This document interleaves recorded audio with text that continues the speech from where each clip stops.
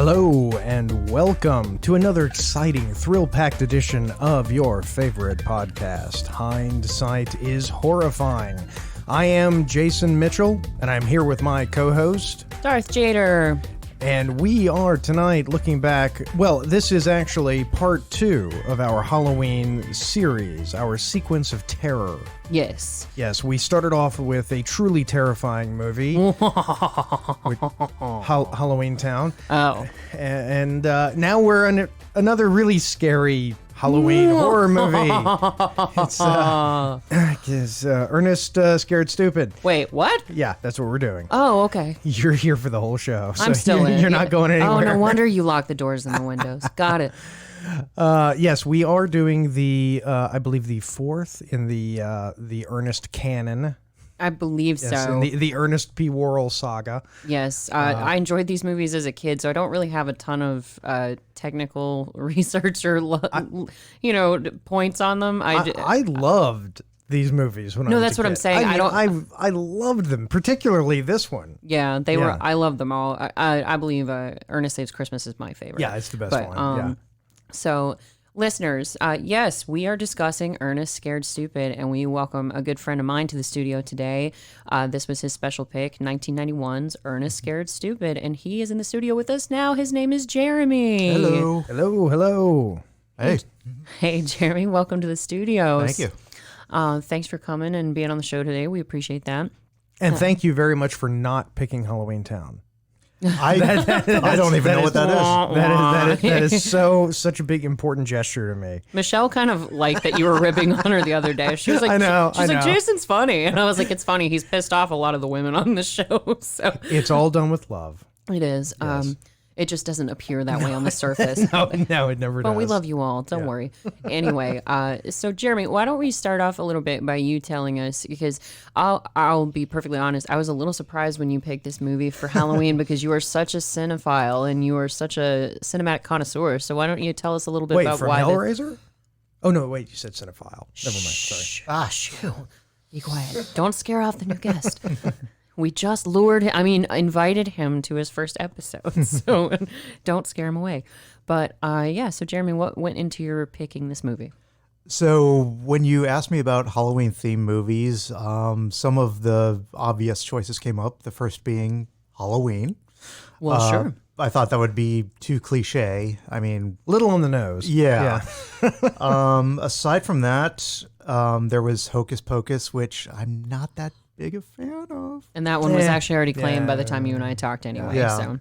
And the other one, the big one that people talk about is Trick or Treat, which I actually haven't seen. I hear it's great. I'll get around to it eventually. I think you're probably, it's too late.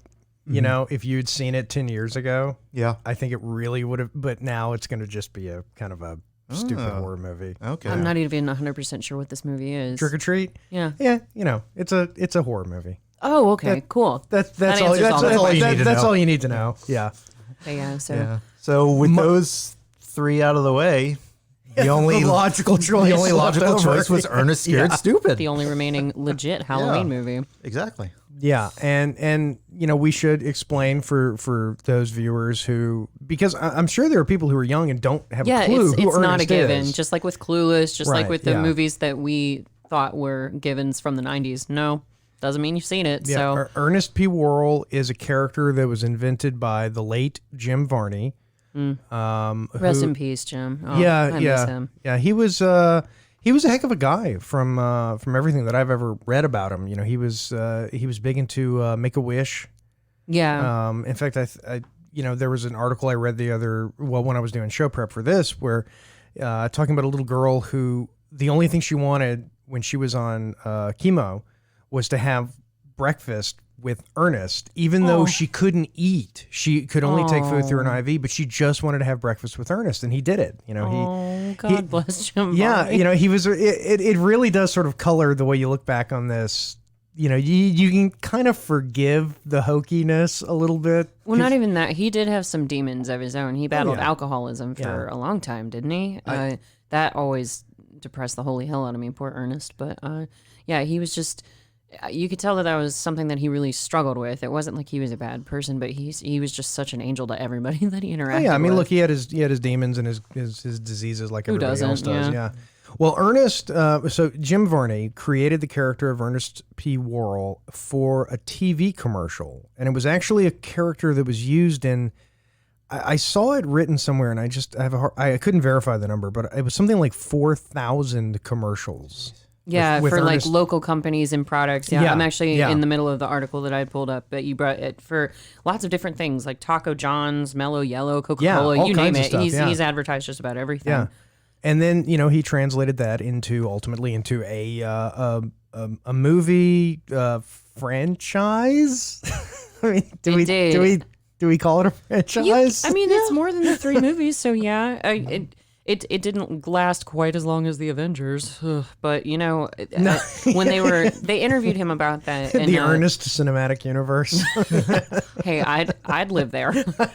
At least for the month of Halloween. That'd be fun. Yeah. No, that'd be so many hijinks and shenanigans to get into. But apparently, Jim Varney said, to the invention of the character, he says, "Necessity is the mother of invention. The actor strike was happening back in 1979. I went back to Nashville, basically out of work, and John Cherry, who's the local admin there, approached me about doing this character for some local commercials. They were very successful. We won a lot of local advertising awards, and we just started picking up clients. So it just kind of snowballed from there." And Cherry's the director and one of the writers and executive producer, I think. And normally he had a hand in one way, shape, or form in every single Ernest project. Yeah, and it's funny because usually whenever we do these movies, I always like to go and look at who was the different crew members on the movie to go, hey, did you know that the cinematographer on Death Race 2000 was Tak Fujimoto, who was, it all ties together. And he was also Ferris Bueller's, the cinematographer for that movie too. Not this one.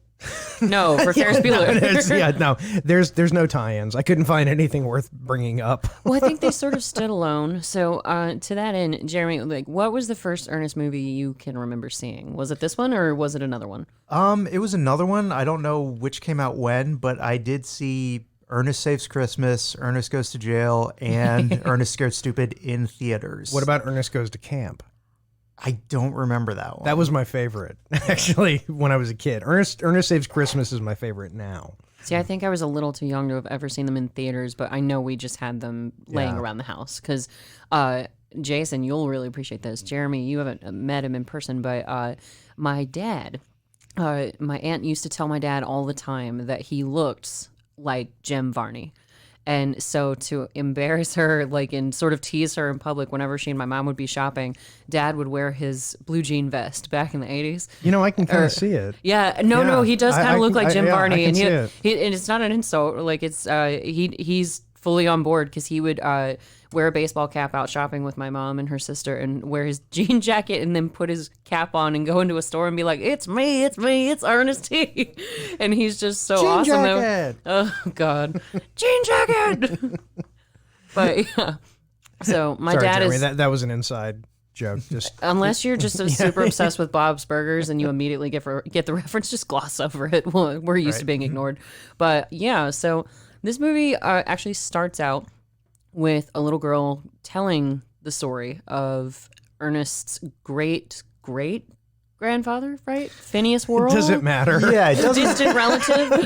It's kind of sketchy on that because at the beginning it just says long ago. Yeah, in a galaxy far, far away. Yeah. But you come to find that Phineas Worrell, the great whatever of Ernest T. Worrell, actually buried this troll that was a scourge in where do they live? In some Missouri, in Briarville, Missouri. And the troll was actually stealing the children, and you think that he's killing the children at first. It's basically it.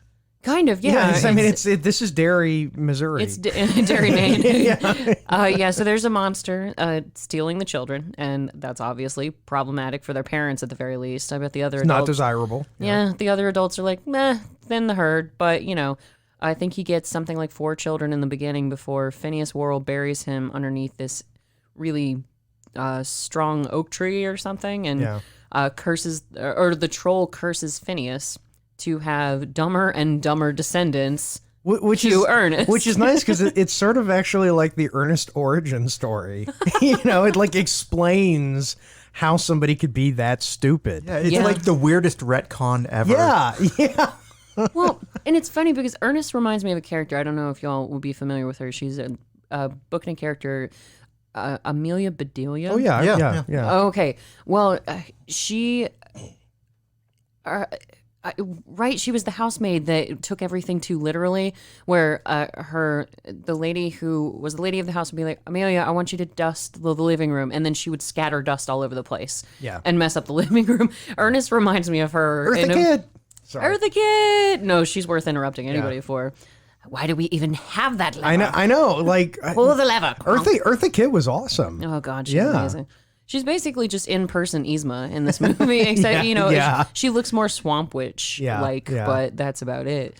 Her voice is just so distinguished. She just gets into her parts. I mean, she's committed to this role. Well, it does kind of make me think of Halloween Town with oh no, I'm blanking on her name. Carrie Fisher's mom. Oh, Debbie Reynolds? Yes, Debbie Reynolds. Yeah. Because it was just this cheesy... Agnes Moorehead? Shut up. No, Debbie Reynolds. Because she's in this kind of cheesy kids movie. And these are both very famous, incredibly talented actresses who are in these little kiddie movies. And they just commit. And the level of commitment they have to their characters is wildly impressive to me. Yes. But so... We've all sort of, we've established Ernest. We get the idea. Why are we sitting at this table talking about Ernest at this most wonderful of season of Halloween? And I guess the question is this movie scary? Well, and that's something that's come up because when we first started taking bids for movies that people wanted to guest star on for the podcast, I was genuinely surprised with the amount of quote unquote kid movies. Like nobody has selected like the classics, the cliches, really. Yeah, nobody's voted for Nightmare on Elm Street or Jason or Freddy or Michael, none of that. I'm genuinely surprised.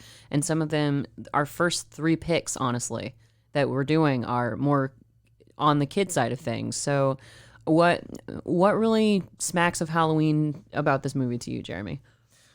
I guess other than the fact that it takes place on All Hallows Eve.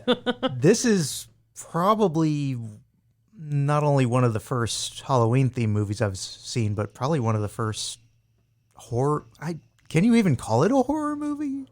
Well, it's very Scooby-Doo. I think you can. Yeah. Because one of the reasons why because it wasn't a box office success. And one of the things that they pinned the blame on for that was that kids were actually scared of the movie. Oh. They were actually scared of the troll. And they were scared of some of the practical effects with the troll. And I can see that. I mean, I remember as a kid being scared absolutely shitless by Howard the Duck when I was a tiny little kid. Well, who the hell isn't scared of Howard the damn Duck? Yeah, but I mean, it just absolutely terrified me. So I could see a kid watching this thinking, this is genuinely scary. This is a frightening movie. Well, and I was a very jittery kid. I did not care for scary movies at all when I was little. So this was probably one of the few ones that I could stomach. And my dad always had a way of sort of circumventing my fear with stuff like that. He'd come up with a logistical, like, Jade, well, if Ernest can fight him, is he really that scary? Like, it can't be that scary of a monster if he's facing off Ernest. And Ernest isn't going to let anything happen to those kids. Like, it was so funny how my dad would just sort of reason with me on that level when I was little. But isn't that funny, though? Because when you're a kid, right? Because stuff genuinely scares you when you're a kid. You watch a movie and it's real. We've talked about that, when I thought Jim Carrey was really being eaten by that shark in Ace Ventura when I was a little girl. Oh, I was losing my mind. It was so, I hated it. Okay, well, that one's kind of weird, but Shut up. The rest, I love Jim Carrey. But no, and it's interesting to sort of think in terms of the stuff that your parents would say to you to try to make movies less scary, and none of it worked. No. Mm-hmm. Not a bit of it worked. I mean... And that's a universal concept for parents. I mean, I know we mentioned on Mrs. Doubtfire when Blake Lively was a little girl. She had actually auditioned to be the youngest daughter. And she was so nervous to meet Robin Williams after she saw his first movie that they were like, oh no, honey, this is Mr. Williams' twin. It's not really him. But then when she found out it was him, she blew her audition. So it just, because her nerves got the better of her. But when you're a kid, everything's riding on these little compact experiences. It's just an hour and a half movie. And you get the funny bits with Ernest dressing up. And that's one thing I wanted to talk about. Ernest is about 40 characters in every movie ever that he's ever in. And you have to really give him kudos for that because, this was before Eddie Murphy was doing The Nutty Professor and just all that other stuff. But Ernest was dressing in drag, and he was 3 different ladies, and he was an Ottoman Empire soldier. Or no, he was fighting the Ottoman Empire. Right, because the kids want to build a tree house to get away from their schoolyard. He was a bullies. Roman. Yeah, he's a Roman, saying you have to get the high ground to prevent the Ottomans from attacking. Did George Lucas take inspiration from Ernest Scared Stupid? You know he did. He might have. Maybe for the maybe for what the we'll Ewoks. do is we're gonna do a movie where there's a stupid guy land speeders, and he steps in poo poo and. Oh God! Wait, no, that was a joke, but then I realized that was actually episode 1. That's the okay. Oh no, we missed a better joke just a minute ago on the screen, Jason, where Ernest is they're trying to find a nice tree to build a tree fort, and Ernest says, "Oh, it's an old pioneer way of finding north. Bark grows on the outside of the tree." Well, he is right. To be fair, he's not wrong, but that's not the way to find north. Dude, I want to talk about, since we're discussing if this is scary or not. Okay, so for me, the first movie that I remember absolutely terrifying me was Ghostbusters. Yeah, scared the shit out of me. Okay, so what was, for the two of you, as best you can remember, under penalty of perjury, what was the first movie you can remember that really gotcha? Depending on which one came out first, it was either Beetlejuice or The Witches. Ooh, The Witches, that's a good one. Ooh. Yeah, the transformation of the kids into the rats was freaky, terrifying. Yeah. And that stuff, I mean, when you're a kid, that stuff is real, Yeah, you can't differentiate. And that, honestly, going back, I know I've mentioned it so many times, but it might be Ace Ventura, and it wasn't a scary movie. It was just that moment. And for me, it was never like scary movies as a whole, because my parents got the gist really quickly. Like, oh, this second kid that we had is a complete chicken, so she can't be subjected to scary stuff. But I remember, like, The Little Mermaid, Ursula scared me pretty badly. I didn't like her at all. Yeah, I could see that. So yeah, it would just be snippets of stuff like that, and my dad would be like, "It's okay, Simba's coming back to save the day." Like, he would just tell me, like, "Just sit tight, everything's gonna be fine." Wait, to kill Ursula? Yes, it was a mashup that a few people have heard of. But, Scar kills Mufasa, and then you get so sad. The cats don't like swimming. I know they don't. Tigers do. But he's not a tiger. So shut up. There Jason. we are. No, but, Anyway. but it is interesting your point though, because like the movies that aren't intended to be scary that parents show their kids thinking, oh well, it's just a movie, it's a kids movie, even I'll show it to my kids, and they end up getting terrified of it. The Dark Crystal scared me. Oh yeah, I couldn't watch any when of I those was movies. a kid. Yeah, because people are like, "Oh, you haven't watched Dark Crystal all the way through? You don't like Labyrinth?" I'm like, those movies. No, I actually have a solid answer for this now that it's finally come back to me. The Nightmare Before Christmas. Really? Yes, because I would have been about 5 or 6 when that movie came out. I can't believe it's so popular. Oh, it's terrifying. It's so overrated. Oh God! But no, I was a single digit kid when that came out in theaters, and my parents were like, "Oh, the guy who made Beetlejuice, we love Beetlejuice," and they took me to see it, and that movie scared the living hell out of me, especially the clown that could tear off its own face. Oh God! Yeah, I mean, look, when my son was like 4 years old, what's his name, Zurg. From Toy Story 2. Remember your son's name? Yeah, my son Zurg. That guy. Yeah, he was terrified of him. He loved Toy Story, and when Toy Story Buzz's nemesis. Yeah, Buzz's nemesis, Oh, okay. and Zurg scared the absolute crap out of him, and he's going to be so embarrassed when he finds out I was telling everyone about this. We won't tell. It's not a public forum or anything. No. You can reach him, by the way. I'll give his email address. No, I'm kidding. He's on Hotmail. He thinks it's an active email address.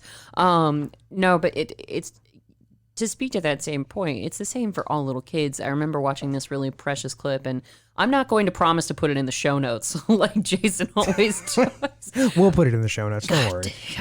I give you my word. I hate you so much. But there was a little girl at one of Oh, these. wait, real quick. Yeah. The pizzas in the scene where they're attacking the... So Ninja Turtles. Yeah, they're from Ninja Turtles. Yeah, they're from Ninja Turtles 2, Secret of the Ooze. Yep. Yeah. The pizza gun and the pizza discs themselves. Which starred the mom from Halloween Town. So... Full circle. Yeah, full circle. Yeah, she was April O'Neil. Okay. No, Well, but, we were just talking about Toy Story a moment ago, and Jim Varney was, of course, Slinky Dog in the first Yes, two. he was. Yes. Before he passed away from lung cancer, sadly. Which was ironic, because that's another one of those things I found. It wasn't necessarily a tie-in to this movie, but Jim Varney did a series of PSAs about not smoking. Yeah. You know, how it's bad for you and everything. And it was always more of a do as I say, not as I do sort of a situation. But yeah, that's unfortunately how he passed away. Yeah. I just want to bring this up because I feel like talking about it. And for some reason, watching this reminds me of it. So this weekend, I went to a place here in Georgia that I don't think too many people know even exists. Did you know that we actually have, in Georgia, we have an entire museum dedicated to Bigfoot? I do, because Yes. I saw your Instagram this Yes. weekend, so I do now, yes. We drove, it was like a little over an hour to get up to Blue Ridge, and there is an honest-to-God museum of Bigfoot that my son and I went to this weekend. And I think any state with a decent amount of mountains probably has some I don't know. manner of Bigfoot museum. This one is. I think this is the only one that's like this. If anybody ever has, if you're in Georgia, if you live in Georgia, or if you live in Tennessee or some places nearby, I'm driving distance. yeah, seriously, go check this place out. It's really, really cool. Regardless of what you think about Bigfoot, it's just so cool to see this little like side of the road thing that people have set up and put money into, and it's a whole Bigfoot museum, and it's kind of well done. It's actually really well done. It would definitely be worth the trip, but I'll put more pictures up on Instagram. I'll put it in the show notes. Yeah, why don't you put that in the show notes? Link to it in the show notes. No, before I forget about that story, as far as like little kids and how they like their snippets, and what you were saying about David is that one of these days he's going to look back and be like, oh my God, I was scared of Zurg. Oh yeah, But, yeah. He does now. Oh really? Yeah, no. I mean, oh, you said when he was 4 and he's 9 now. He's already old enough to look back at the things that scared him when he was younger, and like there. Speaking of museums, the Museum of Aviation in Warner Robins, great museum, like so cool that we have access to this here in Georgia. Right. I took him there for the first time, and he was literally terrified to just the nth degree of the mannequins. There were mannequins in uniforms and sitting in airplanes and things, and they scared the absolute shit out of him. I think a lot of people have things about mannequins. Like there are movies where they come to life. Hell, even in Doctor Who, they've done that. Yeah. But that was what my story was about. This little girl was talking to Matt Smith at, I can't remember which con it was, but she was little, like maybe 6 years old, and her dad had to lift her up to reach the microphone. And she looked at Matt Smith and she's like, "Are you scared of the weeping angels?" And everybody just goes, "Aw," because you can tell that's just the bane of her existence right now in her 6-year-old world. And he handled it like a pro. He looked back and said, "Are you scared of the weeping angels?"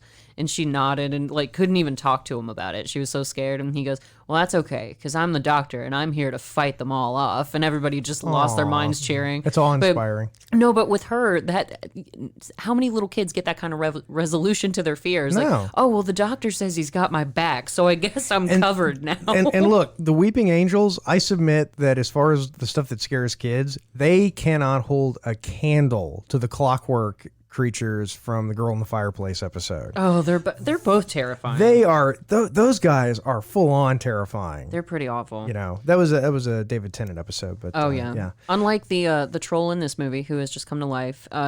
So to get us back to some quick exposition of what's going on in the movie, Ernest, of course, he always seems to befriend the local kids. That's just kind of his thing. He's a little simple-minded. So. Nothing creepy about that at all. No. It was a simpler time. Yeah. 1991. One.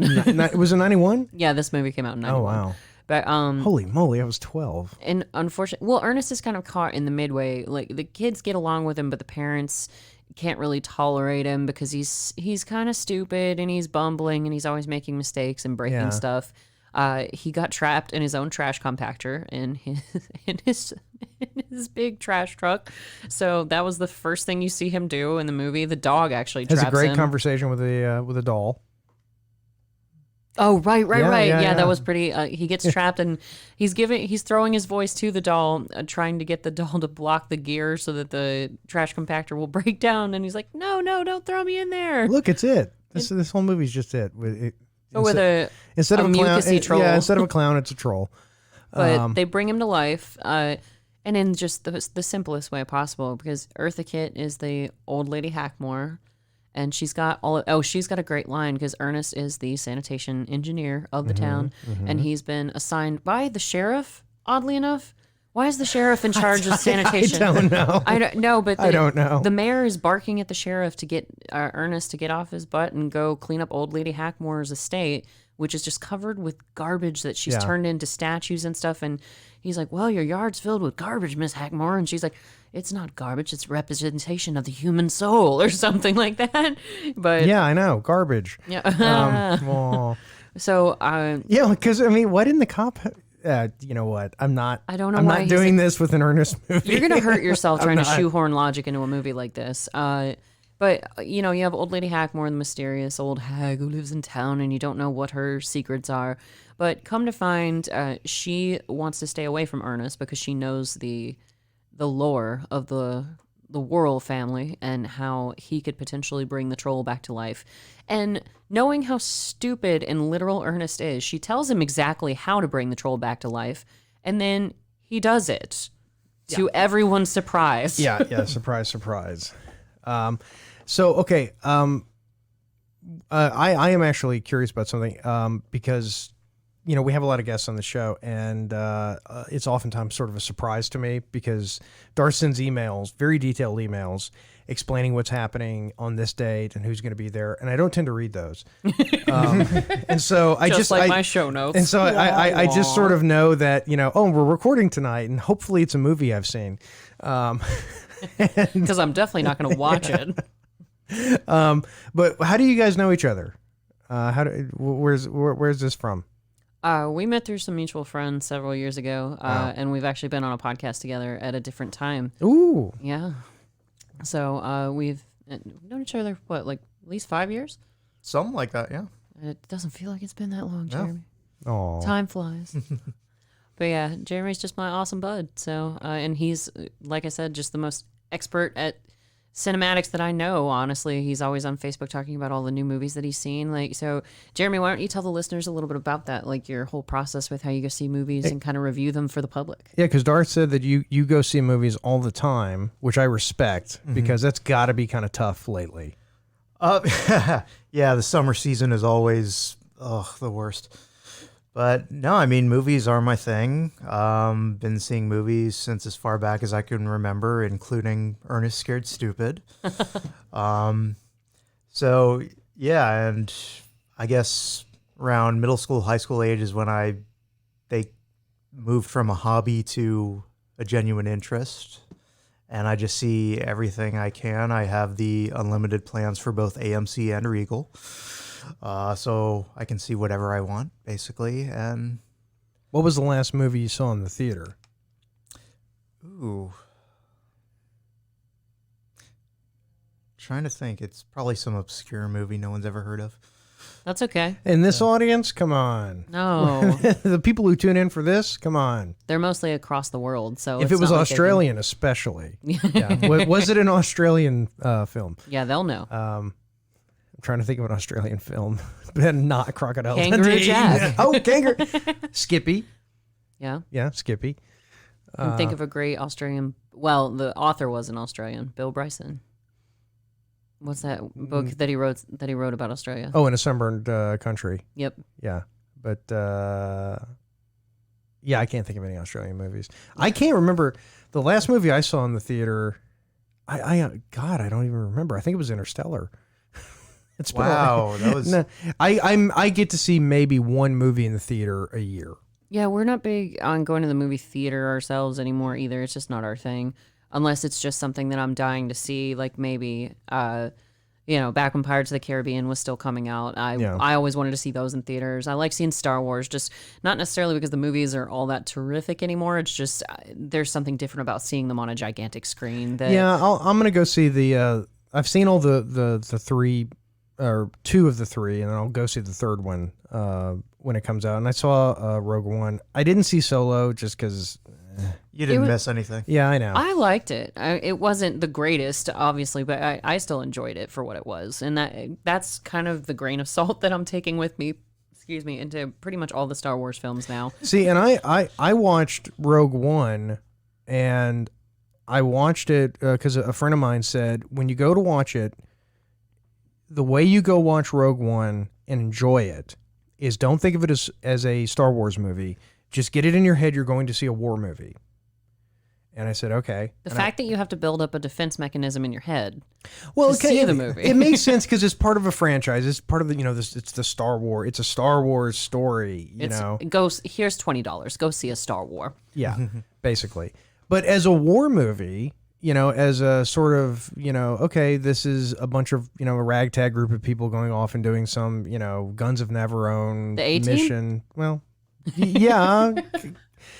I was thinking more Battle of Britain or something like that. Hey, but that works too. Yeah. And it worked for me. Well, Eddie Izzard says that all the bad guys are British anyway in Star Wars movies. It's the rebels, sir. Well, they're here. Except Darth Vader's not. That's true. He's not British. He had the deep voice. Well, That's who why was I the had actor command. who played him? David Prowse. Yeah, there you go. really delve into it. Loophole. Kylo Ren, he's not. Isn't he? He's not No. British. Yeah. Oh, apparently, I saw a great meme with him and Harrison Ford the other day where Harrison Ford was on some sort of interview with him, and he looks at his name is Adam something. Driver. Adam Driver, thank you. One of the many Adams of the universe, and Harrison Ford looks at him and goes, "Hey, kid, I've got a joke for you. Knock, knock." And Adam Driver goes, "Come in." And Harrison Ford you could see his mind go blank. And somebody commented, that is the second time Kylo Ren killed Harrison Ford. That's like joke or it's humor judo. I mean, because that's it. You can't come back if you do a knock knock joke. And somebody says come in. Yeah, it's like when Dwight was trying to do the KGB knock knock jokes with Jim, and Jim just slapped him in the face. The KGB will ask the questions. It's just, you can't come back from that. What is that from Golden Girls? I don't. The Office. The Office.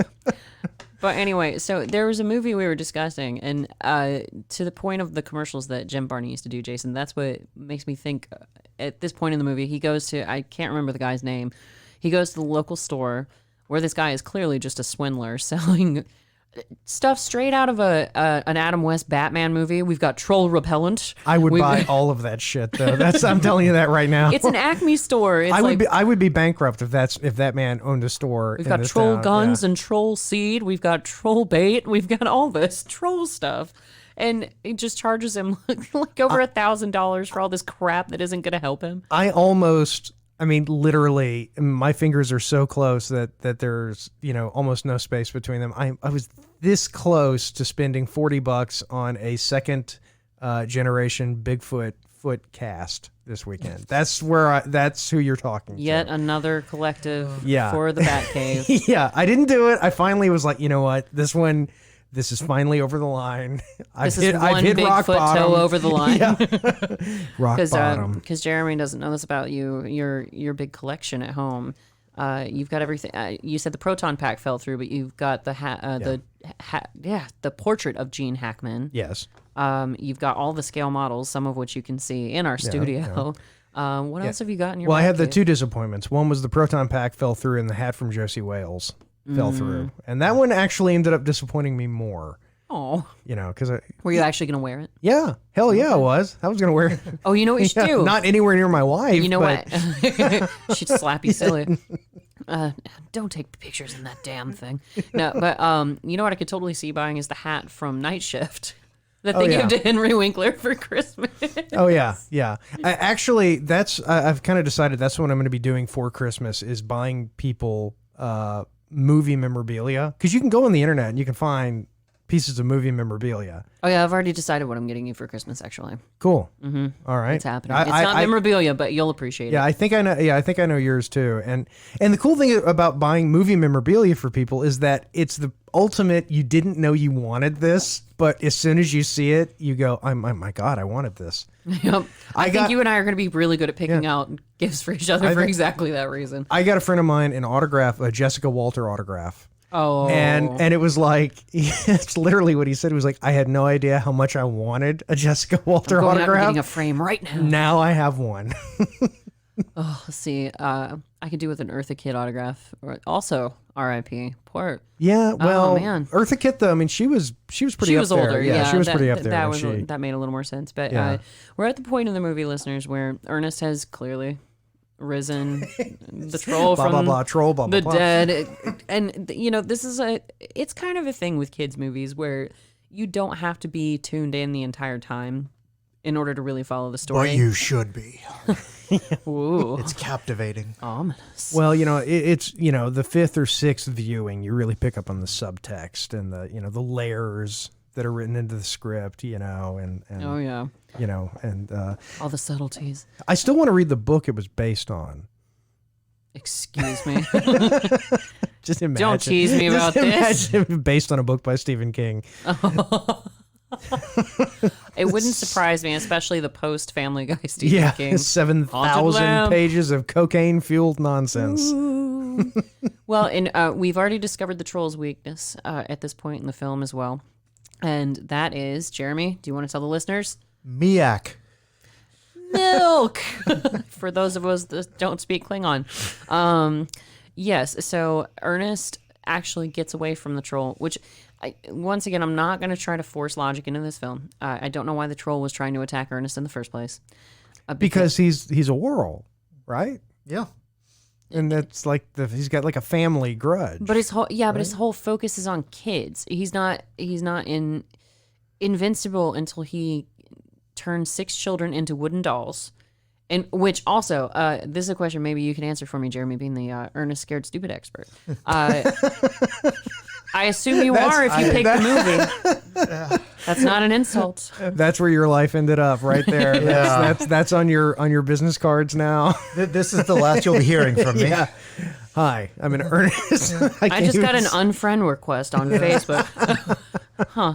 But no, maybe both. I don't know who can answer this question or if it makes sense at all. So you find toward the later end of the movie, Eartha Kitt she was around when Phineas Worrell was around and originally buried the troll. But 2 of her siblings and these 2 random white children that have nothing to do with the story, they're just standing there at the end of the movie. These 4 kids were turned into wooden dolls by the troll, but she stole them from the oak tree where the troll was keeping them.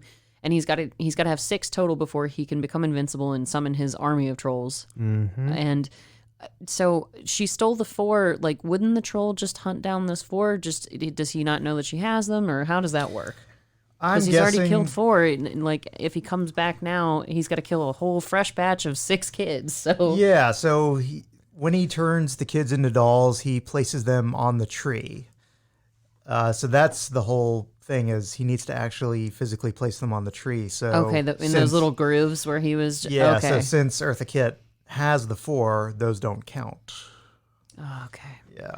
And I guess he's got no means of tracking her down, even though the tree that he was buried on is on It's on her property. Yeah. It's about 500 feet away from her house, but whatever. But it is kind of interesting because even though this is an Ernest movie and it's silly and stupid and everything else like that, it does follow horror movie rules in that it has rules. The troll has things he can do. The troll has weaknesses. He's got an objective. He's got to do X, Y, and Z to win. If you watch it, it doesn't have any of that. The rules are so arbitrary. It doesn't have any of that stuff, you know? It's just, that was scary. That was scary. Well, he seems like this all-powerful clown that can literally do anything, and yet Yeah. he doesn't. Right. Yeah. Yeah. Maybe laziness is what's to blame in that case. Like, he's too busy chewing off the scenery to really commit to murdering the I would children. love to think that that's the thing with Pennywise, is that he's just fundamentally kind of lazy. I would hope so. Because we honestly, Jeremy, I don't know how big of an It fan you are, but we couldn't figure out the rules to where Adam Darby was supposing that maybe, oh, well, he can only appear to children. And I was like, no, that's not true, because he appears to Bill's wife on the side of the road. And, oh, well, and you, Jason, were like, well, keep somebody around you so he can't bother you. It's like, no, because he was in the library bursting balloons and nobody else noticed but Harry Anderson. It didn't make any sense. But the troll seems to have more solid rules to follow. Yeah. With the exception of Ernest. So I'm wondering if the Worrells have sort of superpowers over the trolls in a way, because when the troll, who is very powerful, he gets run over by a truck twice, doesn't faze him at all. But when he punches Ernest or tries to hurt him, Ernest is basically a cartoon character, and there are no consequences for him physically. I have to correct something I said earlier. I said that whenever I was looking through this, that there was nobody in this that was connected to anything else. There's one exception, and that is the girl, Elizabeth, who was on Third Rock from the Sun. Was she? Yeah. So she was a regular on Third Rock from the Sun. So she went off and did other things. Everyone else, not so much. I was about to say, I couldn't really find what any of the other children actors had done or anything like. I don't really recognize anybody from this movie but Ernest. The cinematographer had done some other stuff, and I think it was actually kind of noteworthy, but I just didn't care enough to remember. Oh, hang on, Jason, because this is where we find out that the troll is a bit of a pedophile. Because, well, Elizabeth is laying in her bed, and you have this. Yeah, exactly. I had the same reaction when I saw it. Jeffrey Epstein. Too soon? I guess not. He's an asshole, so it's not too soon. Yeah. Never is. I mean, how many Cosby jokes have we made on this show? Oh, God, Countless. yeah. But yeah, Elizabeth is laying in her bed and she's scared to look under the bed where she thinks her costume is going to be. And then it's just her teddy bear. But then she rolls over onto her other side and the troll is like laying right next to her. It's super creepy. Yeah, and it's weird because the troll is genuinely like a horror movie baddie. You know, it's a real, it's not a good one, but it's a genuine horror movie villain monster. Yeah. And it is kind of out of place, but I don't know how you do how do you do a Halloween movie that doesn't have that and not end up with Halloween Town. Well, that's the thing, is that I think that's where a big hunk of the budget went into, besides Varney's payment. is Jim Varney's the biggest star in the movie. That's a given, besides Eartha Kitt.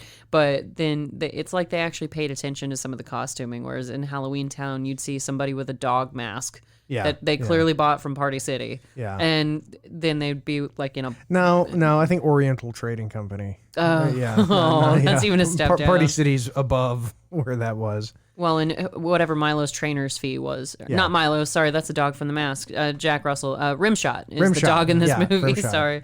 Who's my favorite character. Which for some reason, every time he says that, I think it's a dirty joke, but it's not. No, I was, Yeah. I didn't want to bring it up. But I didn't remember it from when I first saw it, so when he said Rimshot, I was like, what? What did he just say? It's like, But, I mean, it makes sense. Hang on a second. I got one of those. Play it. No, that's not it. There we go. I was about to say, because a rimshot is an actual comical thing, and of course, Ernest he's gonna have a dog named after something funny. Yeah, and it's a purely innocent thing, but you gotta know. It's a good one. It's not as good as the dog from The Jerk. That's the best. That's the best. Oh, shithead. Yeah. That's the. I still laugh at that. That's so terrible. Come on, shithead. Well, with dogs, it's all about tone. It's not about the words themselves. Someone's mad at these cans. God, Kyle. Sorry, I'm thinking of another movie. I was thinking about your whole. Sorry, I gotta do it at least once an episode. That's it. I'm done. Escape. And we're back. No, but I thought you were going for your whole Kyle bit about what you're going to name your next dog there for a second. Because, Jeremy, I know you haven't heard this, but Jason wants to get a dog and name him something very human, like Kyle so that you could talk about him as though, this is like your partner or a friend that you're angry with. Yeah, Like, Kyle and I were in bed, last night. He's licking my face, and it's so annoying. He just always has to lick me. Kyle embarrassed me. Stop it. Kyle embarrassed me at the park when he was licking this bitch the other day. No, but I told you I changed my mind because it's going to be Riggs. So when he does something bad, I can go, damn it, Riggs. Yep. I'm too old for this shit. Kyle was licking my ankles when I got out of the shower the other day. It was so unsanitary. But just and then he took a big shit right there. No, but now you have to wonder how much dirtier that game gets when you call the dog rim shot. It's so bad. Oh, You're rim welcome. shot. You're welcome, hindsighters. Rim shot, get away from that bitch. You can hear it. It's great. Rimshot loves leather. Rimshot loves it when I put his collar on. Okay, moving on. So now that we've managed to ruin this kid's movie. I don't want everyone in the audience to get too aroused. No carradine on this episode, listeners. We should have called that at the beginning. But yeah, okay. So this is where the rules of the troll are a bit arbitrary because, like I said, we do discover that his weakness is milk, which is ironic because it's supposed to make you strong. What? It's got calcium, but Yeah, was this movie paid for by the calcium lobby? you gotta wonder. Yeah. Maybe, No, because then Mr. T would have been in it. would this have been in the heyday of the Got Milk commercials? This would have been before. Yeah, just before it. Oh, yeah, okay. 91. Oh yeah, you're right because Friends came out in 94, and I remember Yeah. the Friends having advertisements for that too. So Yeah, I mean, this is pre-Clinton. I mean, this is a long time ago. Arsenio, Yeah, saxophone. pre-Arsenio, yeah. Never gonna get over that. But yeah, there you go, the milk truck. Because we haven't even mentioned Kenny. So Good thing they still have milk trucks. right? I mean, Well, it doesn't look like a typical milk truck delivering glass bottles to each and every house. it's a very small, very compact milk truck. Yeah, but apparently the town only has that one little convenience store Yeah. where everyone gets their groceries. So I guess they only need that one delivery of milk in the town of Derry, Maine. I mean, Bryersville, Missouri, whatever. Derry, Missouri. Derry, Missouri. Right, thank you. But Beep, beep, Elizabeth.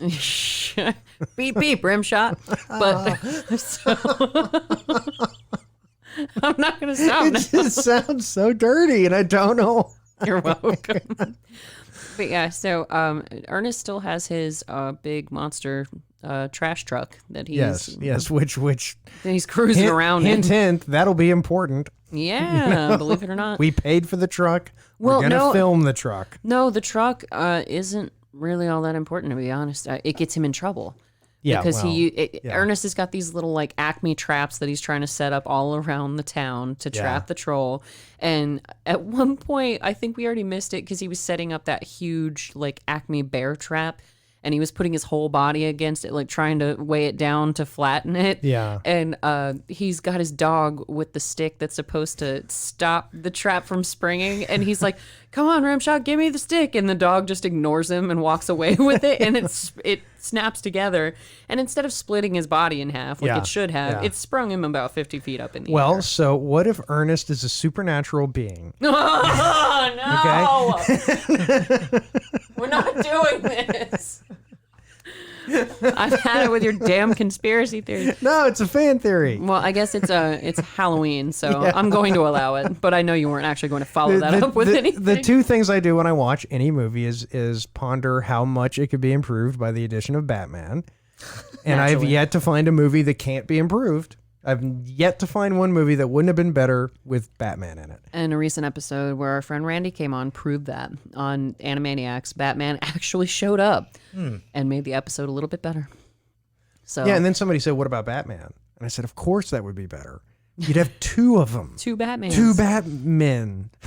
Two Batmen. Batmanses. They're Batmans. But yeah, so this Trumpy. This is where the garbage truck gets Ernest in trouble because he does kind of use it as a trap for the troll.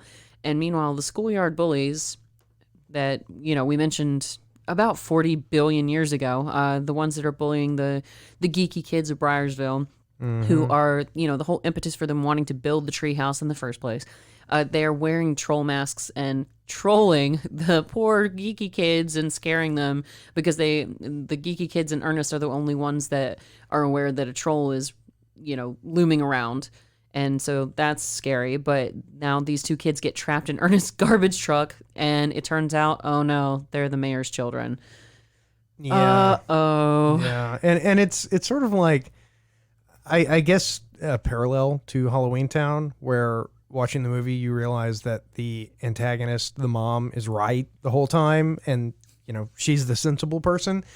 It's sort of like in this, when it's like, oh my God, they fired Ernest. Yes. And that was the logical thing to do. He got trapped in his own garbage truck. He trapped two children in a garbage truck. Then later, yep, exactly. That's something that you get fired for if you're a sanitation engineer. Yeah. If you're the fact that the word engineer is in there sort of implies that you should be smart enough to not let either of those things happen. Yes, almost crushing children to death is probably a universal firing offense. I don't care what the job is, Damn it. Yeah, I know. Takes all the fun out of my job. Yeah, yeah. If you're a podcaster and you almost crush children to death, you should be fired as a podcaster. Well, then I just won't tell you about the children that I've crushed, and we'll be fine. So you get a almost. I'm fine. It wasn't your kid, so it doesn't matter. Yeah. So we get a sort of upbeat, sad moment at the same time where Ernest gets fired. He loses his big cruiser garbage truck, and he's like, "Oh, everybody thinks I'm a loser. I'm never going to be a hero." And then Rimshot just bites his ankle. Mm-hmm. And he's like, you know what, Rimshot? That's exactly what I needed. Let's go. I'm going to be a hero. And then he just, he changes his mind. And it's cute that he listens to his dog. It's not like a Son of Sam kind of thing. He doesn't exactly have a lot of other people to listen to. Well, that's true. But it's good that Rimshot doesn't tell him to, go kill the mailman. Because apparently he would do it. I mean, if he wants another truck to drive around, maybe. He's commandeering it. It's a nautical term. But yeah, so now... So what happens if the troll gets all the dolls? He can summon his... Yeah, his troll cohorts. Okay. So he'll have a whole army.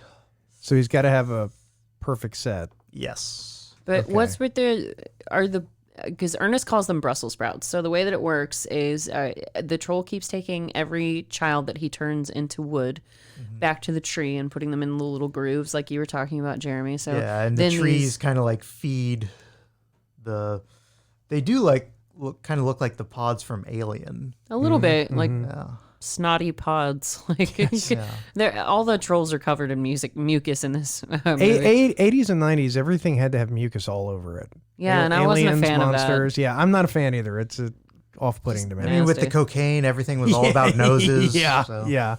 Well, that's where most of Stephen King's, oeuvre comes from, Oh, well, now here's an epic chase scene that we get to, guys, especially because Ernest is driving around with Rimshot, and the troll attacks them while he's driving his truck, and Ernest starts, battling with the troll. He tries to spray Troll Be Gone through the windshield at it, which...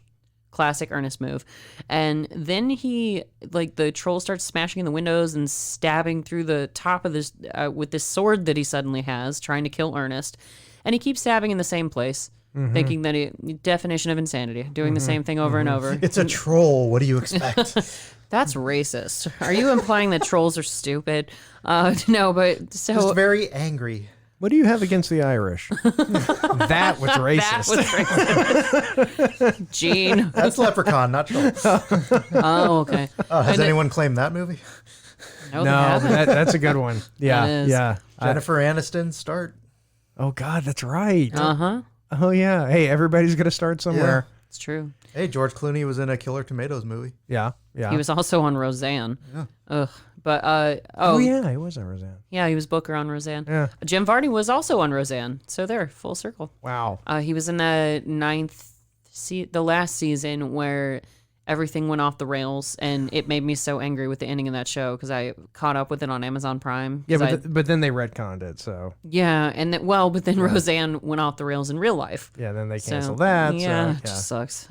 But so Jim Varney does this great thing where his window is rolled down. The troll is trying to attack him through the window, and he locks the door to the truck with the window still open. He's like, ha ha, too smart for you. And then the troll just rips the door off the truck.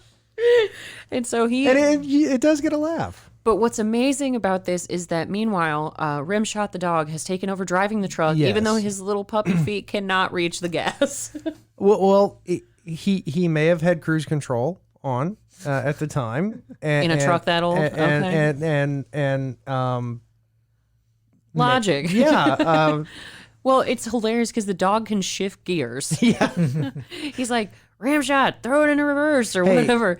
But I'm just going to keep saying the dog's name. He's taller than Richard Hammond, and they let him drive cars. So, I mean, so there's something to it. Well, maybe it's one of those special cars like what we found out on Princess Bride, where I told you how the stunt double who was playing one of the ROUSs, he got pulled over, and he was a little person, but he had a specialized car where he had gears that he could reach with his hands instead of pedals that he had to push with his feet. So maybe that's how they got Rimshot to drive the car. Who knows? Maybe. It's very possible. And this dog is he's cool as a cucumber. He doesn't freak out. Yeah, Rimshot's real good at driving that car. If this and The Mask teach us anything, it's that a Jack Russell is the dog to have with you when you're in a crisis. Yeah. Especially a supernatural crisis. Or if you're Frasier. No, Frasier hated Eddie. Yeah. Toss salads and scrambled eggs. So we're at the point of the movie where my dad got up and left. And said, I've got better things to do. No, that's not true. The only movie my dad took me to that he actually said, I'm done, was Gremlins 2. And I never saw that one. Literally halfway through Gremlins 2, my dad said, I'm out. I'm not doing it. I can't watch this. Oh, Lordy. I don't think I've ever actually done. If I paid money to see the movie, I've not done that. Yeah, I've never. If I'm there, because I'll watch a bad movie. I have stopped watching a okay movie, but I don't think I've ever actually given up on a bad movie because I like bad movies too much. I love bad movies. Yeah, you're kind of the king of bad movies. Yeah. That's true. Anybody who dwells in the land of what people also watch, you're going to watch a lot of bad movies. Oh, it's fantastic. Bad movies are fascinating in so many ways. You get to see this whole unvarnished, other non-Hollywood. Unvarnished? Yes. I'm out. I'll see myself out. Hang on. Anyway. There we go. I made me laugh. Rimshot. Go ahead, say it again. Every time I'm doing it. Oh, it's our new bit. Yes.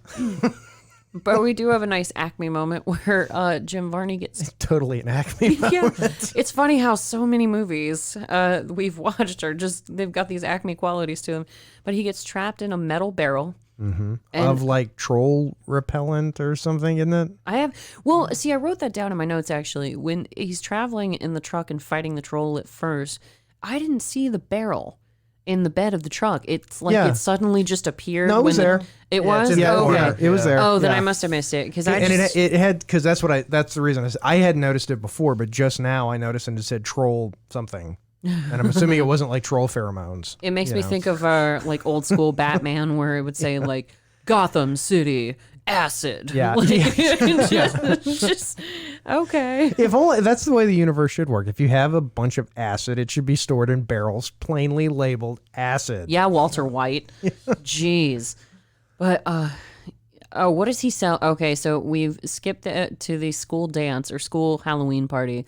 And the guy who runs this sort of shabby, shammy store, what is he selling? He said something like deep fried sushi, I think it was. And he's not carrying like a cooler or anything, but he's like deep fried sushi, and he's trying to peddle this to little single digit kids. Yeah, it's ridiculous. If you're eating deep fried sushi, you don't care about your health anyway. Right, it's true. Yeah. It was procured from a gas station, so yeah, your life is taking a bad turn. See, this is another reason why you need to watch Community, because there are so many Eartha Kitt jokes about airplane bathrooms that I can't make because you don't know the show, and I can't. Well, we're gonna get around to that. You got to watch. We got to figure out a schedule for that, where you start watching Game of Thrones and I start watching Community. I mean, only if you stop after season 5. Hey, see, then that still leaves you 5 good years to pick from. Okay, then you can stop after season 5 of Community. You know what? I'll make that deal. And I guess Adam's still on this if he's watching Rick and Morty, but he's got so much less material to catch up on than we do. Yeah, It's not fair, and I'd say that's that's the superior show in my opinion. Unconditional love. Yep. Oh, that's the answer. Yeah, that's where you get a turning point in the movie where Eartha Kitt, who nobody really bothers with Eartha Kitt, and she's a lot more disturbing than Ernest in my opinion. She's walking around just watching this mother and daughter, and the mother and daughter are having a fight, and the little girl says, "I hate you," and then turns around, "Mom, never mind, I love you," and then it's just. They don't really give an explanation for it. Eartha Kitt's just like, oh, that's the answer. Unconditional love in the heart of a child. Okay. Yeah, this movie isn't the best when it comes to like exposition. It's like Ernest is a sanitation engineer because we need him to go to Eartha Kitt's house. Yes. To talk about throwing stuff away. Yeah, and Eartha Kitt only exists to further. Yeah. To explain the plot. Yeah. Well, it comes together a little bit toward the end because you do find out, like I mentioned earlier, she was a little girl when Phineas Worrell first buried the troll. Now she's an old lady.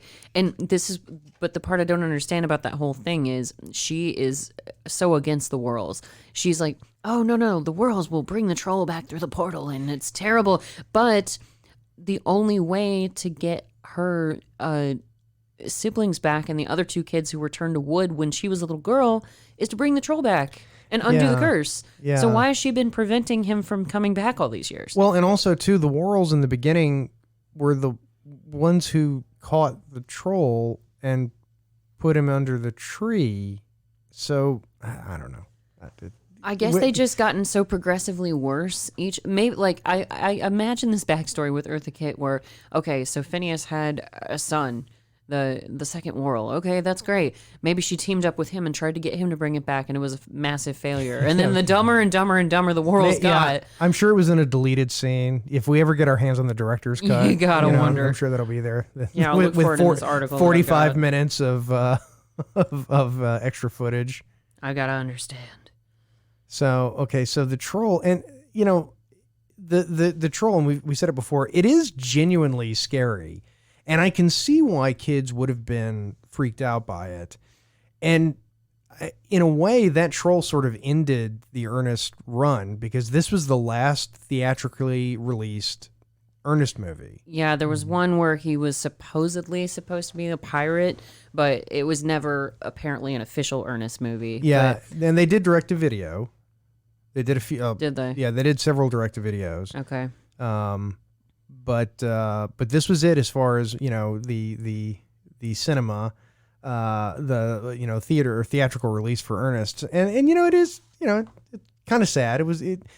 But in a way, it went on about as long as something like this. Yeah, could go. I mean, people got their fill of the whole Ernest thing. Like, but I mean, we're sitting here, however many years later, watching it in the studio, and it's something that we remember, and a lot of people have passed it back, or passed it on to their children because it's relatively safe programming, and it's just Ernest being doofy and running around and getting into trouble. Yeah.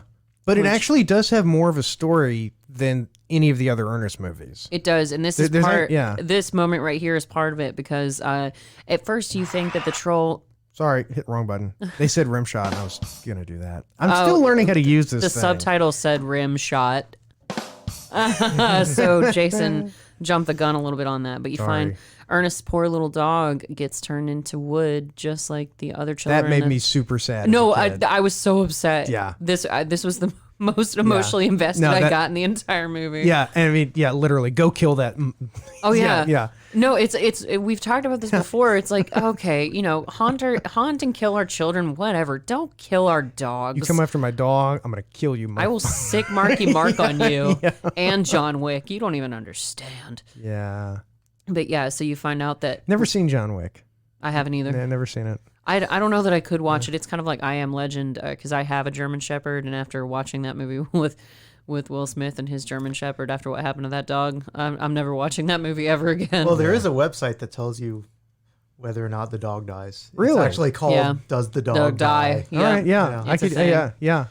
Well, in I Am Legend, because I'll if the answer is yes, yes, it does. I'm not going to go see it if the answer is yes. Yeah, I'm out. I have no interest. Don't need it. But here's our big turning point because the kids of the town, who are all buddies with Ernest. Kenny is the main little boy that's teamed up with Ernest. His other two friends have been turned into wooden dolls and are residing in the oak tree. And Kenny's dad is the sheriff who resides over the sanitation department, like you do. Yeah. And so you come to find Kenny's the one who discovers the real weakness of the troll. Ernest sort of stumbles around and gets knocking over milk cartons. knocking stuff over, and Yeah. he gets covered in milk, or he splashes milk toward the troll, and he never seems to connect the dots and say, "Oh, well, he's running away from me now. I wonder why that was." Right. Kenny's the one that pieces it together. And then the kids who have been bullying him all this time, one of the bully kids was actually turned into a wooden doll as well. So all the kids band together because they discovered that the troll's weakness is Miak. Yuck. I remember as a kid, that was the funniest thing. Oh, yeah. It's like, yuck. I was like, a genius thought of that. Well, Yeah, no, because when you're a kid, stuff like that can you laugh until it hurts, you know, and funny sounds, like it just doesn't matter. Yeah, I kind of wish I could recapture that because that's like Ernest Goes to Camp. I remember in particular, I just laughed my ass off through that movie when I was a kid, and I don't really ever want to see it again. Because it'll ruin it. It'll absolutely ruin it. I'll go, oh my God, this is terrible. Well, that's Well, why I thought that was how I was going to feel about this one, but I mean, it's almost exactly as I remembered it. I think your favorites stick with you, though, as far as Ernest, because you do remember. And this isn't exactly a movie where I didn't understand what the jokes were. I understood them when I was a little girl. Yeah, it wasn't. It wasn't subtle. You comprehended booger lips pretty much.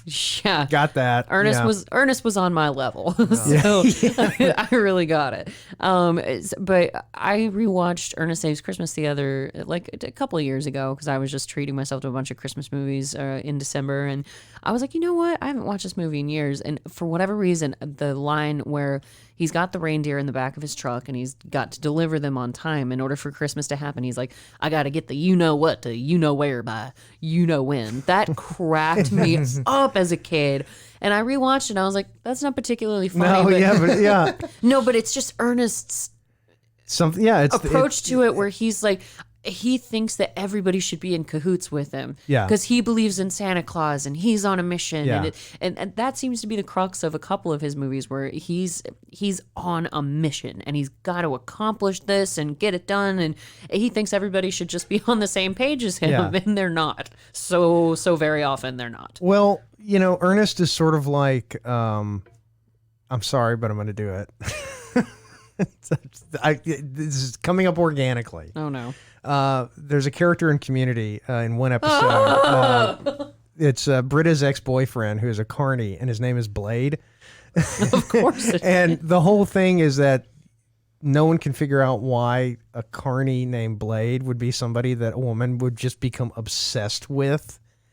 And the whole thing is that he had actually gotten brain damage, and the part of his brain that feels shame had been destroyed. And so he doesn't care about impressing anybody. And he's just totally himself all the time. And it's very appealing. And I think that's something about Ernest is that, yes, Ernest is an idiot and he's a klutz and he screws everything up, but he's fine with himself and he just does his thing. No, that I could absolutely meet you in the middle on that one because they do something similar on Parks and Recreation where Tom thinks that he's going to become the new Jerry of the office and everybody's going to make fun of him and come down on him. So he's trying to make somebody else feel stupid so that they'll become the new Jerry. And he does it to Chris Pratt, to Andy. Mm-hmm. And Donna looks at Tom. She's like, nope, you can't do it. He's a puppy with no shame. It just doesn't, you're never going to bug him like that. Yeah. And I was just like, that's a freedom that most people will never know. Oh, yeah. Yeah.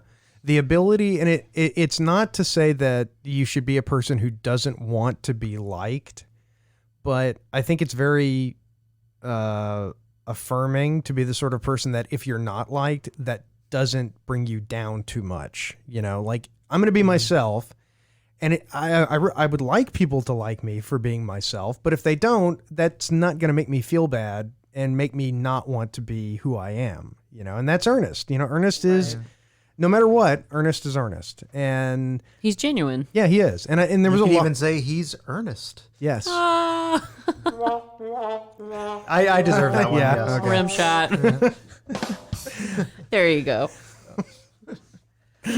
Don't worry. After about 3 episodes, I'll get tired of doing it. So the movie turns into the Thriller video, but we need that sound effect. Yeah, That's what we really seriously, need.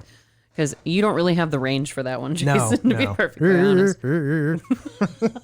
Shimon. Oh, dear God. But yeah, so it's funny how you get these really sort of serious moments with Ernest where he tries to be the big damn hero. Yeah. Where yeah. he's like, oh, I'm going to beat these creatures to death with a bat. Like, and he's going to go for it. But then, he's commentating like, oh, DiMaggio steps up to the plate. Like, whatever the hell he says. Yeah. I know that's not what it Well, was. but it's still. sort of an unrefined version of what Jim Carrey did. Oh, 100%. Yeah. Jim Carrey and Robin Williams, where they that they just said, all right, Jim Varney, do your thing for a minute. Like, Yeah. I know that when he's dressing up as the end, was that the Baron Munchausen running around in the background? Sorry, I got a little distracted. But I love how, because we didn't get super into this in the beginning of the movie, because you think he's just batshit insane, Ernest, where the kids are asking about the treehouse and he's the Roman general. Then he's this woman with a collar brace. He's just like, oh my goodness, and just all these different characters and voices that he's doing. Yeah, all these vaguely Southern or vaguely Midwestern sort of characters, which I like. Yeah, there's a cowboy. There's the Yeah. Roman general. There's a couple of different ladies. One of them's like, oh, hairspray can fix anything. And I thought we needed hairspray. Like, it's just, and they don't factor in for any really good reason. It's just like, let's let Jim make up these characters and we'll dress him like a woman for a couple of shots. And he even fights the trolls as these different characters. Yeah. It's just like, okay. It's the whole movie is really, well, it's what all of them are. It's a vehicle for Jim Varney to do Ernest things, and that's, that's fine. I mean, there's been many characters that have had, a series of movies where the movie, who cares, is just another excuse to go see that character. Right. I mean, all the Pink Panther movies, you just want to, you were just going to see Inspector Clouseau. Yep. Whatever he was up to, we were going to go see it. Yep. And that used to be a thing, and it's not really anymore. Like, and we've talked about this about how. Well, we get mad at actors who do the same thing. Yeah. Yeah. Right. All the time these days. Yeah. Well, people get made fun of now for it. Like Captain Jack Sparrow was shots fired all over the place for just like, oh, how many more Pirates movies is Johnny going to make? It's like, excuse me, some people really genuinely love that character. They're not going back for the movies. They're going back for Johnny Depp. That's what they're doing. Yeah, and it's like, who are you going to please? I mean, Yeah. I'm going to stop doing these movies that my fans really like and that I make a lot of money on, so I can please people who probably didn't like the movies anyway. Yeah, it just, It doesn't make any sense. And actors are not zero-sum things. You can have an actor, you can have Johnny Depp going out and doing Pirates of the Caribbean, and he can also do other movies. Yeah, it's not like he dropped, because I think that's the thing with Jim Varney. From what I've read, he was actually a well-trained actor with, oddly enough, Jason, a background in Shakespeare. Yeah. So he was an incredibly talented person, and you can tell that he could do all sorts of different voices. And Well, he invented the character. Well, he didn't. Cherry invented the character. Cherry invented the character, but he gave it to Worrell because I think not Worrell, Jim Varney. I think he was in Hollywood, but the actors' strike happened, and it was like '79. And so the industry. Yeah, that's what I was saying earlier. Cherry came to him and had the idea for Varney. But he was he was out there trying to be a legitimate actor. Right. And then this came, well, here, let's do this and we'll just make some money and do some commercials. And then all of a sudden, kaboom. It blew up and helped them both out. But, oh, man, it's a little Hanna-Barbera, a little Scooby-Doo toward the end where all the trolls, unfortunately, do rise from the ground or the dead or wherever they were. I don't know. They bloom from their Brussels sprout pods. I don't know what it is. But it's kind of funny because when I hate Undercrank. I hate it. It's, out of everything that's ever been done in a movie, the whole Undercranked where they artificially speed it up. Yeah, like with the Cars and Death Race and Ferris Bueller. So much. Well, not necessarily Ferris Bueller, but it just, that one, I think my dad was saying the shot just took a long time for the guys to fly over the hill. But with Undercrank, it just with a movie like this, I can see the benefit of it, because with little kids, It's basically a cartoon. yeah, you slow down the characters and you see Ernest making all these funny faces while he's running away from the trolls, and oh, I'm too smart for you. Oh, and then he starts chasing them around the tree, and it's silly. So Yeah. with little kids, I can see the benefit of it, but with I don't know, it seems like a desperate ploy with other movies. Boy, I have to wonder if M. Night Shyamalan watched this and went, "My God, that's it. I've got my alien movie ending." Oh, but wait, the kids show up to save the day with super soakers filled with milk. I totally had that super soaker. I had at least the pistol. It broke after, I think, the third day I owned it. They did not have a very long service life. Super soakers. And kids just treated them like Rambo weapons. You'd crank the pump so you hard, just and pump it up until it exploded. And they didn't have like a pressure. Well, later on they started putting pressure gauges on them to where they're like, okay, pump it to this point and not after that, because otherwise it is going to break. Yeah, and they were super expensive. Oh yeah. I mean, I remember as a kid getting a super soaker was like getting a big bike. damn deal. Yeah. And It's kind of like how Ferris Bueller complained about getting a computer instead of a car. It's like, no, that super soaker was roughly the same as a 10-speed. Yeah. Hey, butt breath. And so they hit them with milk, and they beam up to the Enterprise. Yep. Scotty is on his game today. I got it. It eradicates them. Your special effects are lame. That's not the point. Yes, it is. Sorry, that was a little inside joke there, listeners. We never have those on the podcast. No. I'll put it in the show notes. Nah. But yeah, so I hope you're writing all this down. Oh, No. we're recording it, aren't we? Yeah, I'll hear it at some we're point. recording it. Because unlike you, Jason, I go back and listen to these I know before I write the show notes. She's got to listen to this stuff. I I don't. I do, oddly enough. But yeah, so now all the trolls are disappearing except for Grand Moff Tarkin troll, who is, the Emperor, whatever. He's in the body of the oak tree and summoning. What is he doing exactly? He's just saying, "Make me immortal." He's like summoning demons to.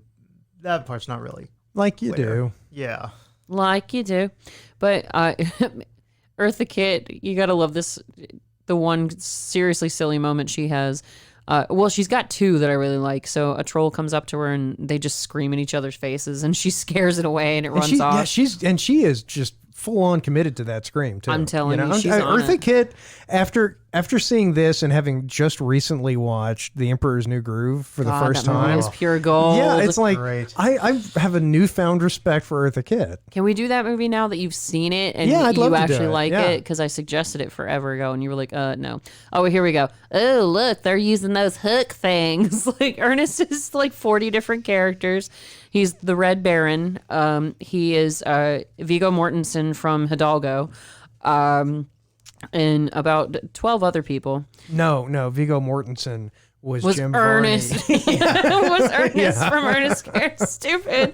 Oh my God, now I'm going to watch Hidalgo and think about it from that The perspective. whole movie was just ripping off this character. Oh my God, that's brilliant. You know what you did, Viggo. You know it. Yeah, we know where you got your inspiration.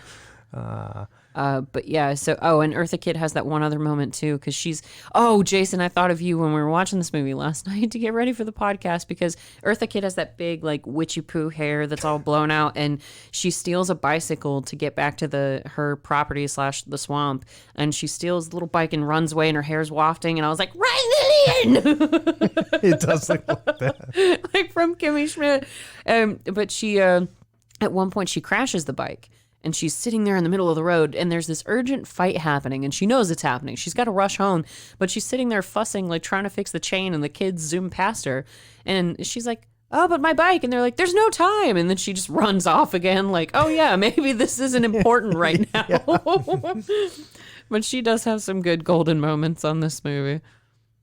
Yeah, and the movie does sort of peter out. The action at the end goes on about 45 minutes too long. Quotes. Yeah. They could have done the entire last scene in about 10% of the amount of time that they actually dedicate to it. But then it would have been about an hour-long movie, so... Yeah, you had to make it worth But it's just bit after bit after bit after gag. and it's sort of like, okay, we get it. They're going to do funny things with the milk. Well, it's like you said, it's Jim Varney doing Yeah. Ernest things. Yeah. And hell, even the beginning in the credits when it's playing the spooky Halloween music and it's going to be an Ernest. What is happening in this universe, though, at this time? Is Ernest actually all of these different characters? I mean, is there something more to the Ernest universe, It's No, Ernest when he forgets to take his medication. Yeah, or is it like a David Lynch thing? Is it are we seeing like, all of his or like the Doctor and all of the other Ernests that he's been? You see them all, they all like, come back to help fight the trolls. all the Gallifreyans gathered Yeah. to fight the final war. Uh-oh, now it's the boss battle. And all you need to be invincible are longer nails, jiggly antenna, and horns all over your face. Hey, it worked for me. Oh, is that why you've been wearing concealer lately? Yeah. We're approaching Halloween, guys, so now I know. But yeah, you really do have to wonder like where all these characters come from, and they kind of touch on it in the beginning of this movie because, like I said, when you first see him dressing up as 10 different people, as the Red Baron, as the cowboy, the whatever. And he's literally, and for no reason at that point either. It's literally just to say, hey, I'm doing this thing right now. It's probably going to be relevant later in the movie. Yeah. But Kenny's talking to Ernest, trying to solve his bullying problem. And they come up with a brilliant plan to build the treehouse. Mm-hmm. And then later they meet up with 2 other kids in the woods, like a grown man does. And they're looking for the ideal tree, like we mentioned. And he said, yeah, we got to be able to keep the Ottomans out. And one of the little boys is like, what the hell is he talking about? And Kenny goes, don't ask. Like, so you got to want, like, it's not anything that's super relevant. It's just some don't random ask shit him. that Ernest does. He'll shatter time and space again, and it gives me a headache. And We got to fix the vortex. Yeah, Ernest is off. ah, Oh, so now all the trolls are defeated. except But they're Jeremy, not. what's happening? The tartan, is it? What is his name? The troll? Yeah, tartar sauce. I don't know. His name is Tartar Sauce? It's Yeah, like sure. Tartarus. I'm gonna look this up. Yeah, Terry. I think it's he's- Terry. He summoned the demons who have made him stronger, and he's invulnerable to milk. Yeah. I guess they should just shoot him. You're right. This is it. They never tried that. Yeah. Oh my god, with the weapons that Yeah. well, no, the milk actually works though, unlike with it where they have to believe that it works, which is some BS that I'm just not going back into. But That'd be wonderful if that's what happened in It, though. If they all just started believing that milk would kill him, so that it just became this movie, and they Especially just attacked him with milk. especially in the town of Derry. Yeah. I'll see God, myself kill me. out. Rim shot. Anyway, but So yeah, the troll is basically a big dick, and he's just ruining everybody's Halloween. absolutely. And then spooky cartoon ghosts start flying on the screen, and the movie doesn't end. Well, because what do you? I mean, my question is, what are you gonna do at this point? Imagine if the credits rolled right now. Kenny gets turned into a wooden doll. Credits. Dun. Yep. Yeah, because Kenny, Rimshot the dog, like most of the children are turned into wooden dolls, but that's pointless at this point. Like they're turning That's Kenny true, into yeah. a wooden doll. It doesn't help because his army's already been defeated. He's just being a dick. I guess that's one of the many steps that he had to take, I suppose, where his army could be raised from the dead, and then only after his army was raised or sprouted from Brussels sprouts, then he could summon immortality. Maybe that's part of it. But at this point, he doesn't have an army. He No. just has his invincibility, rather. Yeah. So, To milk. but not To the love of a child or the Right. heart of a child. Yeah. Like, which is what Ernest definitely has. Like, Yes. this is one of those movies that they wrote facts to suit theories instead of theories to Yeah, suit facts. yeah, Where they're like, okay, Ernest has to be the protagonist. Ernest has to save the day. Ernest has to do. They shoehorn Ernest into a movie, and they make everything else fit Ernest's agenda. Yeah. Because no other adult has the heart of a child in the Right. town of wherever they Whatever, are in Missouri. Ernestville. Yeah, in Earnestville. Worrellville. That's where we are. But And I like how Eartha Kitt is explaining to just somebody. Yeah, instead of Ernest Instead of himself. telling Ernest. Ernest doesn't understand. The actual way you kill him is like this. What's but that you guys are saying? But he hears her above all the shouting, above the raging fire in the forest. He can hear her. And I did think of Bob's Burgers with this, Jason, when the ring of fire set up in the grass. Is my grass going to be okay? No, it's non-burning fire. But yeah, so Curl her. yeah, everything goes to slow-mo. Yeah. Where all the parents are suddenly cheering That's on. my parfait. Come on, movie. But we're nearly there. Don't worry. But of course, Ernest figures it out. Yeah. He says, "Come here, little fella." And the troll just that runs is- at him. I have to admit, all the ways they could have done the unconditional love ending, that is the best way they could have done it. This is the most earnest way of doing it. Yeah, it's actually the most like, okay, I didn't see that coming. And I wondered why they picked such a tiny actor to play the troll. Right. Then, when you see the troll jump into Ernest's arms and Ernest dance around with him like he's a little 4-year-old child, I was like, oh, they're okay. I understand now. And it is, I mean, I have to admit. Oh, when he kisses him yeah. on the nose and gets the mucus on his face. Ugh, God. Because normally the way they would do this in a movie would be like, he would be like, okay, like let the kid live and you can kill me. And, Yeah, there'd be some sort of sacrifice Or like the involved. Frozen ending. Oh, wait, that's how Frozen ended. Never mind. Let it go. No. I've never seen it. I'm telling Nothing. you. Let it go. Nothing from Frozen. I don't want to cry. Thank you, Tom Haverford. Oh, no, that's... No, that was Aziz No, it's Ansari. still Aziz Yeah. Ansari. Just different, wrong character name. Thank you, Daryl. So yeah, and Well, and this is actually kind of an emotional moment too. We finally get all the children, all the people of Briarsville gather around Ernest, and they're thanking him, and he's their hero, and things come full circle, and it works out. All the children are morphing back into kids, yes, and their parents get them back. It's very touching and very sweet. But then everybody starts drifting away from Ernest to go toward their children, and then he's left all alone in the middle of the forest. oh, I know. And he's like, they're not wrong. He is like a little kid because he looks at the tree and because his dog, Rimshot. sorry, you got, it was. That's why I said his dog. Yeah. But his dog was also turned into a wooden doll. And he says, well, there's nothing coming out of that tree for me. And that actually, Except that made just me wait a little bit because. Well, and the dog was not in the tree. Oh, he was in the that's right. trunk where That's Ernest right. left him Yeah, on the that's right. dash. That's right. Because he's like, sit here, Rimshot. There's got to be some benefit to being a wooden dog. So we left him in the truck when he first started the whole troll battle of Briarsville. Fewer messes. You know, Yep. I mean, he's not gonna piss on the carpet. This is true. You know, I mean, there's advantages. He's bad at walking, though. Is that you, my sister? Yeah. Okay, yeah, and someone brought this up when I was like reading online comments. She refers to her as Sister Frances. Let's say Eartha Kitt is in her 70s, 80s. Mm-hmm. So this might have been 70 years where it originally started. That would have put it in like 1920s. Okay. Yeah, how old is Eartha Kitt? Yeah. She's not a witch, you come to find. She's just an eccentric old lady. Yeah, I mean, there's got to be something else.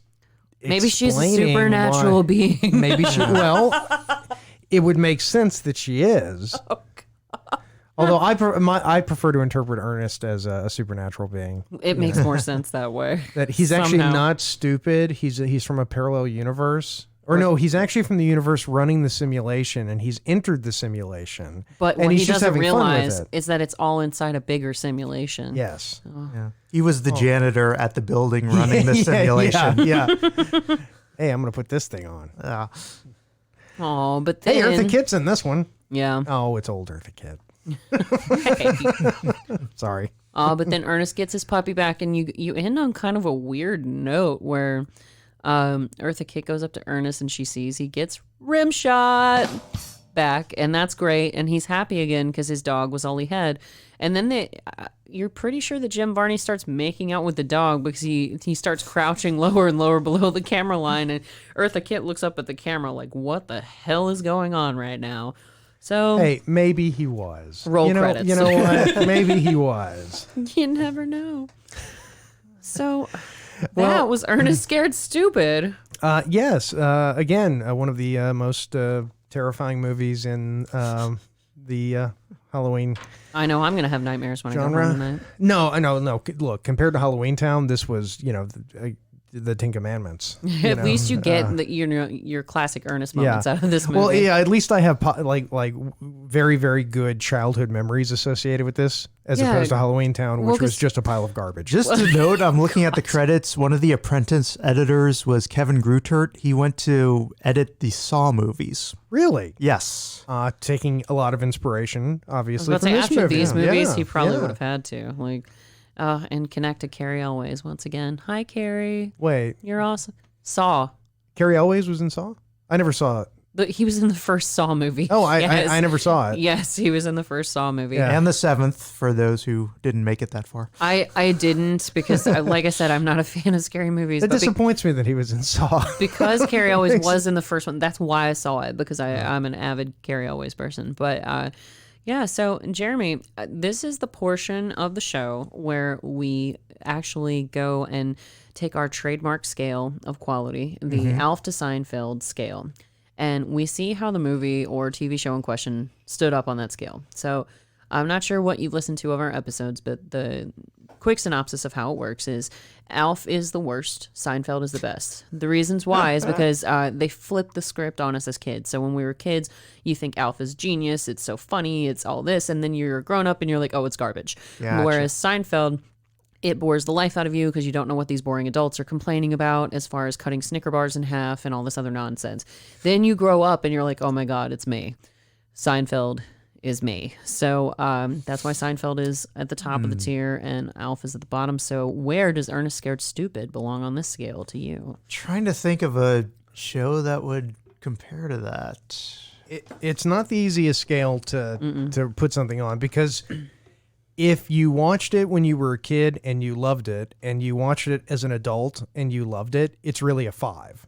So really, 5 is not a bad score. No, for instance, Rocko's Modern Life is smack in the middle of those two shows for us because, in a way of thinking about it, is with Rocko, the justification was something along the lines of, well, okay, it's not something that I would sit and watch, that I would binge on Netflix or something, but I can actually appreciate it more than I used to when I was a kid.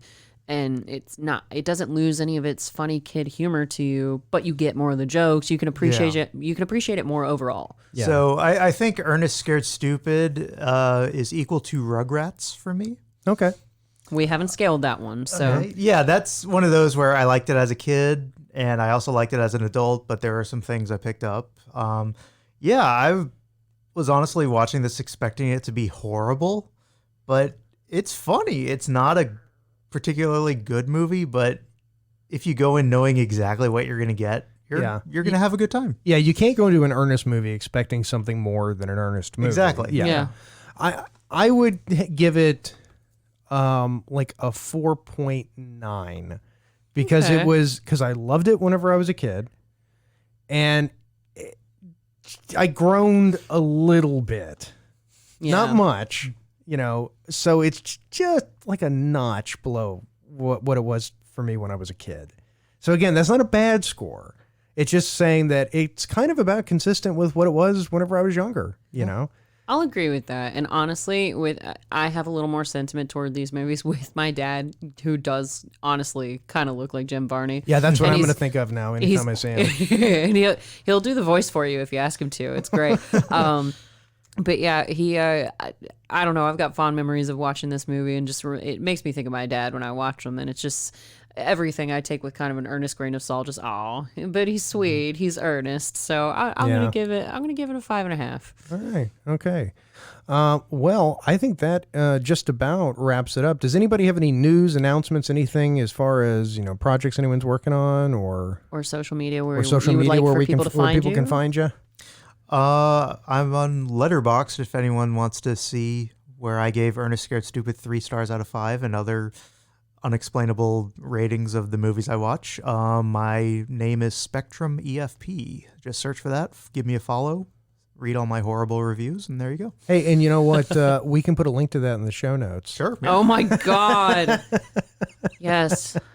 Your beloved Darth with all of her damn show notes And as always, of that course. no one reads. No, I read them. Oh, that's true. But I'm a nobody, so technically I didn't really You're get only the your- co-host of a show.